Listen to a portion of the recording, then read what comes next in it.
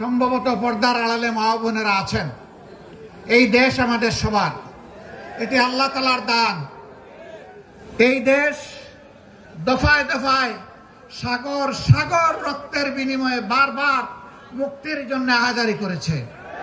47-এ, 71-এ, আবার 24 সালে কোন জাতি আমি জানি না তাদের নিজেদের মুক্ত স্বাধীন অধিকারের জন্য এত রক্ত এত দফায় দিয়েছে কিনা আমি জানি না।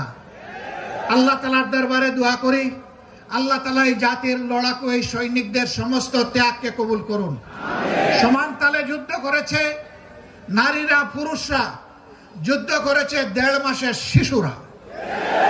24 তারিখ যে নতুন স্বাধীনতা বাংলাদেশের মানুষ লাভ করেছে, তার মাত্র 2 দিন আগে উত্তরায় এক মা 1.5 মাসের শিশুকে কুলে নিয়ে তিনি রাস্তায় চলে এসেছিলেন, গুলির সামনে বুক পেতে দাঁড়িয়েছিলেন।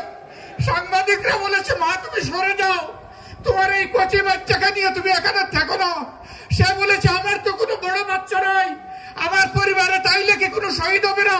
আমি এই বাচ্চা নিয়ে শহীদ হওয়ার জন্য এখানে এসেছি। আমি আমার এবং আমার বাচ্চার শাহাদাতের বিনিময়ে জাতি মুক্ত হয়েছে, স্বাধীন হয়েছে, আমি দেখতে চাই। আল্লাহু আকবার, আল্লাহু আকবার। আল্লাহ যে জাতির মধ্যে এই ধরনের মা সৃষ্টি করেছে, আমরা দোয়া করি আল্লাহ তাআলা সেই জাতির মায়েদের পেট থেকে সন্তান সৃষ্টি না করে আল্লাহ যেন যোদ্ধা সৃষ্টি করে দেন।